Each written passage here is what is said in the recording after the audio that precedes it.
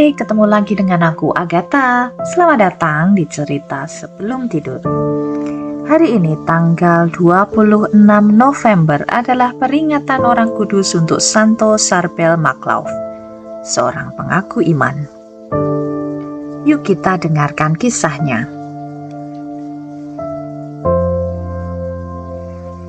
Seorang gadis dan seorang biarawati dengan mata terbelalak memandang ke arah dinding batu karang yang terletak di hadapan mereka.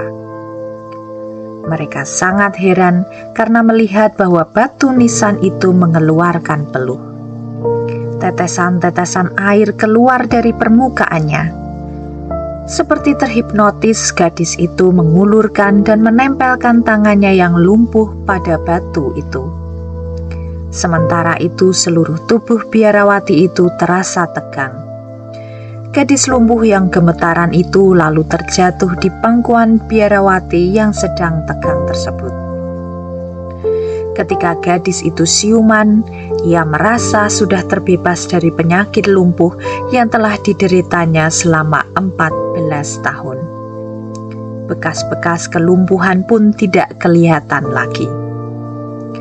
Sekarang ia telah bersuami dan tinggal di Libanon. Batu nisan yang bertuliskan huruf-huruf Arab itu mengingatkan penduduk setempat akan suatu peristiwa penyembuhan yang terjadi di situ pada tahun 1951. Batu itu adalah batu kubur Charbel Maklauf, seorang rahib gereja Maronit Libanon yang dijuluki Bapa Kami oleh orang-orang Libanon, baik Kristen maupun Islam. Pada tahun 1822, para rahib Maronit di Libanon membangun biara Maron de Anaya yang terletak di pegunungan Libanon. 30 tahun setelah biara tersebut berdiri, datanglah ke biara itu seorang pemuda sederhana dan miskin dengan pakaian yang tidak teratur. Pemuda itulah Charbel Maklauf. Semula Charbel adalah petani dan gembala miskin di pegunungan Libanon. Menginjak usia 23 tahun, ia meninggalkan desanya lalu melangkahkan kaki ke daerah pegunungan Anaya menuju sebuah biara yang ada di sana. Ia diterima masuk biara itu untuk selamanya. Di sana ia belajar teologi dan giat membantu di paroki. Dalam waktu relatif singkat, Charbel segera terkenal di antara kaum Badui, petani-petani miskin di pegunungan, dan orang-orang Kristen dan kaum Muslim. Ia selalu menolong mereka yang menderita dan menghibur orang-orang yang bersusah.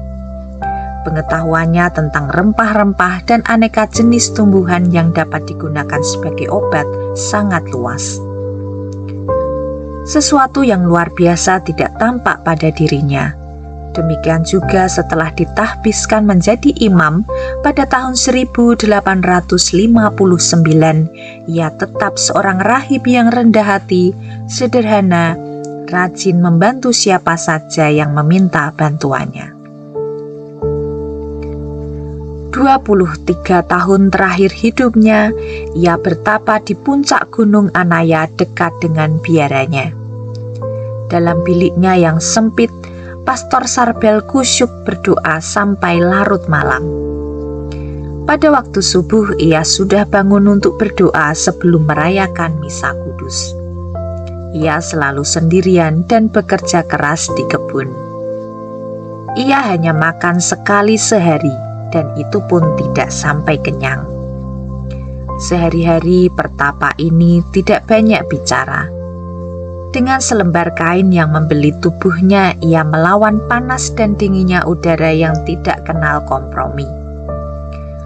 Suatu hari Halilintar menyambar kapelnya dan mengoyakkan jubah yang sedang dia kenakan.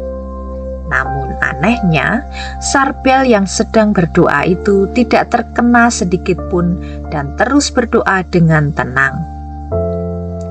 Di tempat pertapaannya itu, Pastor Charbel mengembuskan nafasnya yang terakhir pada tanggal 16 Desember 1898. Jenazahnya diletakkan di atas 2 lembar papan dan dimasukkan ke dalam lubang yang dipahat pada batu karang. Setelah penguburan Pastor Sarbel, orang-orang Badui menyaksikan suatu peristiwa ajaib yang membingungkan mereka. Dari makam Sarbel itu terpancarlah berkas-berkas cahaya biru selama 45 hari penuh setelah penguburannya.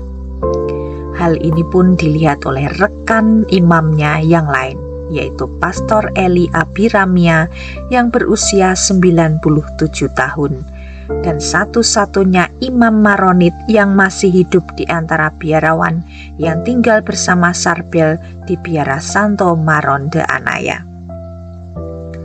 Ia juga hadir pada upacara penguburan Sarbel Maklauf, rekannya, pada tahun 1898. Tentang Sarbel ia berkomentar, Sarbel Maklauf semasa hidupnya dikenal sangat sederhana, rajin, dan menaruh perhatian besar kepada orang-orang miskin dan bersusah. Tidak ada suatu keistimewaan yang luar biasa pada dirinya. Yang tampak menonjol ialah bahwa ia rajin berdoa dan tekun memerhatikan orang-orang miskin. Tahun-tahun berikutnya, makam itu menjadi tempat ziarah yang ramai dikunjungi. Di sana terjadi mukjizat penyembuhan berbagai jenis penyakit. Berpuluh-puluh tahun kemudian, setelah menyaksikan berbagai mukjizat penyembuhan di makam itu, makam Sarbel menarik perhatian Vatikan untuk menyelidikinya. Atas perintah Vatikan, jenazah Rahib Saleh itu dikeluarkan kembali dari makamnya untuk diselidiki. Vatikan mengutus dokter-dokter ahli dan sarjana dari berbagai disiplin ilmu untuk menyelidiki makam dan jenazah Sarbel dan berbagai penyembuhan yang terjadi di makamnya. Makam itu yang berbentuk sebuah lubang pahatan di dalam batu karang dan ditutup dengan batu itu disegel dan dipasangi pintu besi yang berjeruji. Kunci pintu makam itu disimpan oleh ketua panitia internasional yang beranggotakan dokter-dokter ahli dan para sarjana. Mereka bersama rekan-rekan Sarbel yang tinggal di biara Maron de Anaya heran menyaksikan bahwa meskipun sudah 68 tahun wafat dan dikuburkan, jenazah Sarbel masih dalam keadaan utuh. Mereka terus menyelidiki kemungkinan batu makam tersebut mengandung zat-zat kimia yang mempunyai daya pengawet. Akan tetapi, penyelidikan tersebut tidak menemukan hal tersebut.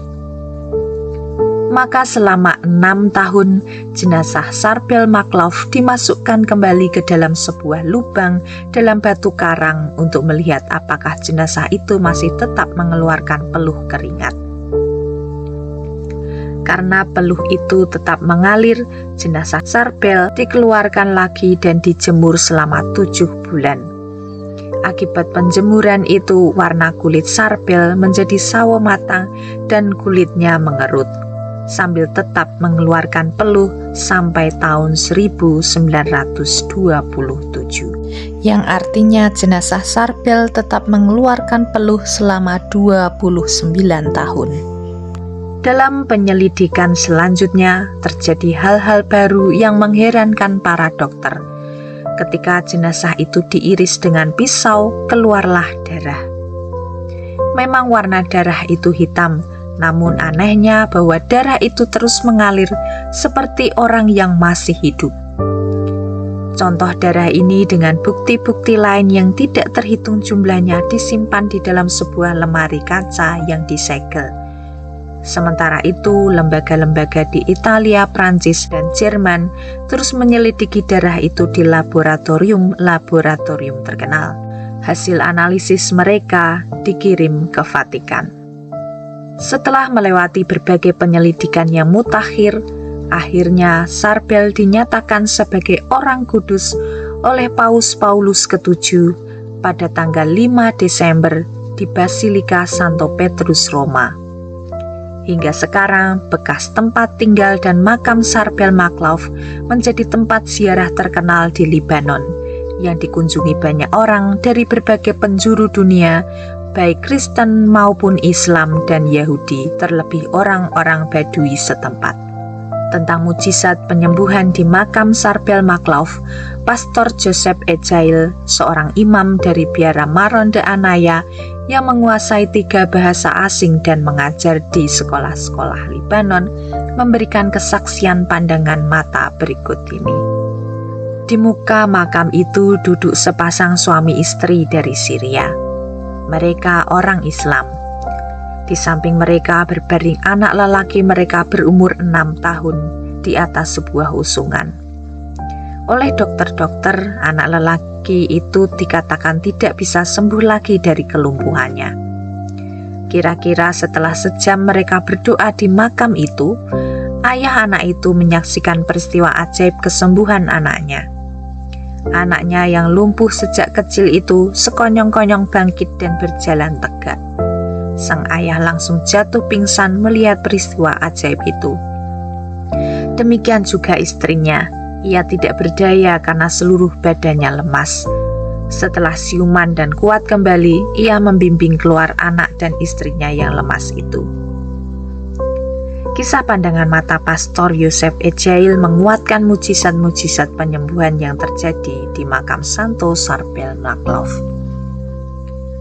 Demikianlah kisah singkat tentang Santo Sarbel Maklauf. Jangan lupa klik follow, like, dan share video ini jika bermanfaat untuk kamu. Dan jangan lupa klik save agar bisa mendengarkan kembali video ini kapan saja. Selamat malam, selamat beristirahat, sampai ketemu besok. Tuhan Yesus memberkati. Dah, bye-bye.